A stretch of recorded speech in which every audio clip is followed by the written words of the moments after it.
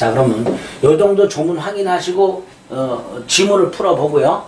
그 다음에 요거와 관련된 이제 판례들이 나오고, 그 다음에 법정상권과 관습법상 법정상권과 분묘기지권이라는 게 나와요. 요게 판례가 좀 많이 어렵습니다. 근데 이거는 낱낱이 우리가 정리한다는 건 불가능하기 때문에 지문에 나오는 거 위주로 정리를 해 나가겠습니다. 시험에 나오는 거 위주로. 한 문이 나오기 때문에 너무 스트레스 받고 막 장황하게 범위를 넓혀서 공부하실 필요 없습니다. 지상권은 지금 체크해드리는 조문 위주로 본 다음에 분묘기지권이라든가 이건 이제 따로 볼 거고요. 법정상권과 특히 관습법상 법정상권과 관련된 판례들은요. 기출문제 나왔던 거 위주로 정리를 해나가면 됩니다. 자, 1번 지상권에 관한 설명으로 틀린 것을 골라라. 동그라미 1번 지상권 설정의 목적이 된 건물이 멸실되더라도 지상권은 소멸하지 않죠. 이 건물 지상물의 현존은요. 지상권의 성립요건도 아니고 존속요건도 아닙니다. 건물이 없어도 지상권은 성립하고요. 건물이 멸실되더라도 지상권은 소멸하지 않게 됩니다. 2번 지상권이 설정이 되어 있는 을의 지상권이 설정된 땅을 병이 샀어요. 이때 지상권은 물권이기 때문에 당연히 병에게 지상권을 주장할 수 있죠. 그러니까 병은 지상권자에게 토지를 돌려달라 청구할 수 없습니다. 옳은 증이죠. 2번 다음 한번 환매 특약이 된 등 나대지의 소유자가 건물을 신축한 후 환매권이 행사되었다라고 되어 있습니다. 갑이 을에게 땅을 팔았어요. 그리고 현재 을 소유 땅이야. 그런데 갑이 을에게 땅을 팔면서 되사가겠다라는 환매 특약을 하고요. 환매 특약을 하고 을 소유권 이전 등기 밑에다가 환매권자 갑 이렇게 등기가 되어 있는 상태야. 그 상태에서 을이 건물을 지어요. 그럼 을소유 땅, 을소유 건물인 상태인데 이 상태에서 갑이 환매권을 행사해서 땅을 되찾아갑니다. 그래서 토지와 건물의 소유가 달라지게 됐어요. 자, 이럴 때 을이 관습법상 법정사건을 취득하는가 못한다라는 게 판례입니다. 그래서 요거는 키워드로 기억합니다. 환매권이 행사되었다라는 말이 나오면, 그래서 토지와 건물의 소유가 달라졌다라는 말이 나오면 법정상권은 성립하지 않는다. 이렇게 딱 결론을 기억해 주시면 됩니다.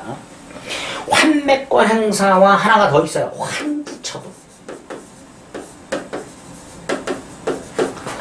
환지처분 이런 거죠. 갑소유 땅에 건물이 있고 을소유 땅에 건물이 있습니다. 그런데 땅을 바꿔요. 이게 환지처분이에요. 그래서 을소유 땅, 갑소유 건물, 갑소유 땅, 을소유 건물로 바뀌었어. 이때도 법정사건 안 된다는 거예요. 그래서 환지처분이나 환매권 행사라는 말이 나오면 법정사건은 인정이 안 된다라고 생각하시면 됩니다. 자, 4번. 법정사건은 법에 의해서 인정되는 지상권이고요. 이 법정지상권은 유상입니다. 그럼 이렇게 되겠죠. 법정지상권이 성립하게 되면 바로 치료 지급 의무가 생겨요. 그런데 얼마를 지급할 것인가 치료액은 나중에 결정이 됩니다. 토지 소유자와 건물 소유자와의 협의로 결정이 되거나 협의가 안 되면 법원의 재판을 통해서 치료액이 결정이 돼요. 예를 들어서 법정상권은 1월 10일 날 성립했고요. 치료 얼마를 줄지는 3월 10일 날 결정이 됐다면, 첫째, 결정 전까지는 얼마를 지급해야 될지 결정된 바가 없으니까 지급을 못하고 따라서 치료 연체가 있을 수가 없어요. 반면에 결정이 되면 결정 효과는 소급을 합니다. 따라서 결정이 일단 되면요. 결정 후 2년 연체가 아니고요. 결정 전후에 걸쳐서 2년을 연체했을 때 토지 소유자는 지상권 설정 소멸을 청구할 수 있도록 합니다. 그러니까 4번. 법원이 결정한 치료 지급을 2년상 지체했다. 전후에 걸쳐서 라는 말이 생략이 되어 있죠. 그러면 지상권 소멸을 청구할 수 있게 됩니다. 5번. 자, 저당권이 설정된 나대지 담보가치 하락을 막기 위해서 저당권자 이름으로 지상권 설정이다. 최근에 이런 거 많이 하죠. 나대지를 담보로 돈을 빌려주는 은행은 일단 나대지에 저당권을 설정을 하고 두 번째 설정자가 건물을 지어버리면 땅의 담보가치가 하락이 되니까 건물을 못 짓도록 지상권까지 설정하는 이런 경우가 생깁니다. 이때 지상권은 토지 사용수익을 목적으로 하는 게 아니고 토지 담보가치 확보를 목적으로 하죠. 즉 담보 목적 지상권이 됩니다. 따라서 이 상황에서 갑이 이렇게 돈을 갚아버리면 그래서 채권이 소멸하면 저당권뿐만 아니라 지상권도 당연히 소멸하게 된다. 이렇게 얘기하게 됩니다. 그 5번 질문이 됩니다. 틀린 것은 1번. 자, 2번. 지료지급은 지상권 요소 아닙니다. 지상권은 유상으로 할 수도 있고 무상으로 할 수도 있습니다. 그 다음에 지상권에 기초하여 토지에 부속했다 그랬죠. 지상권에 기하여 정당, 부속 독립, 따라서 부합하지 않는다. 이렇게 되죠. 3번. 지상권자는 토지 소유자의 동의 없이도 지상권을 양도할 수 있다 그랬죠. 토지 소유자 의사에 반해서도 양도할 수 있습니다. 4번 구분상권은 건물 기타 공작물 소유 목적이죠. 수목 소유 목적으로는 안 된다고 그랬고요. 5번 저당권 설정자가 담보가치 하락을 막기 위해 저당권자에게 지상권까지 설정해줬다. 또 나왔네요. 채권이 소멸하면 저당권 및 지상권도 소멸한다. 이렇게 되겠죠. 담보 목적이니까 사용수익 목적이 아니니까. 틀린 것은 3번. 1번 지상권 설정 계약 당시 지상물이 없어도 지상권은 성립하죠. 지상물이 없어도 지상권은 성립하고 지상물이 멸실되더라도 지상권은 소멸하지 않는다.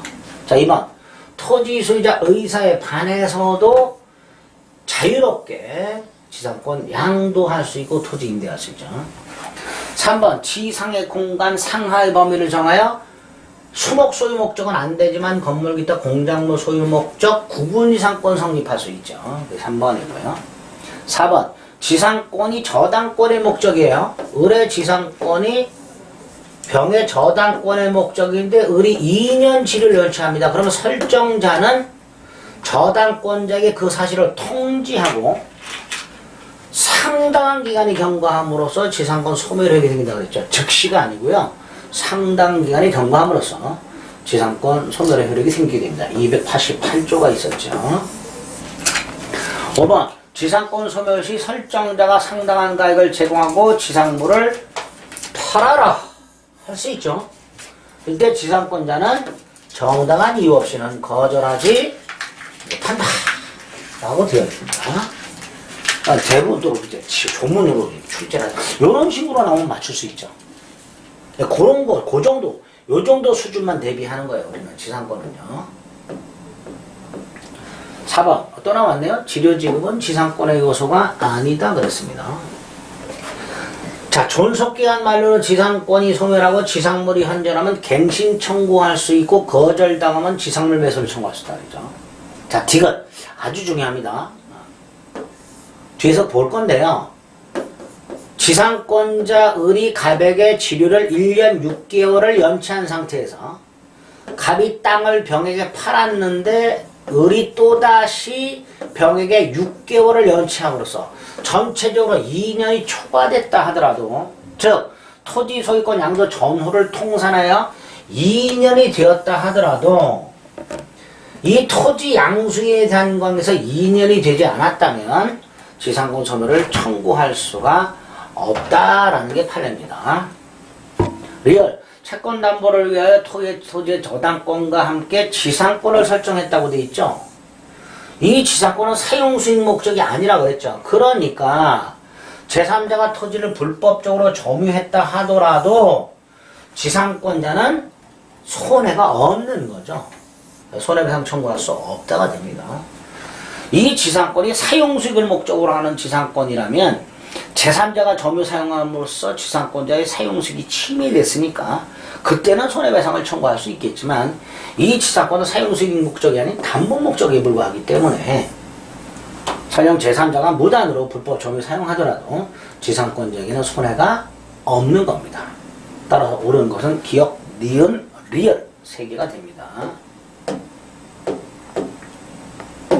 자, 4번이 아까 이거였어요. 저 지료 체납 중에 토지 소유권 양도됐어요. 예를 들어서 갑소유 땅에 을이 지상권을 갖고 있고 지료를 지급하기로 했는데 1년 6개월을 연체한 상태에서 땅이 팔렸어요. 근데 병에게 또 6개월을 연체했어요.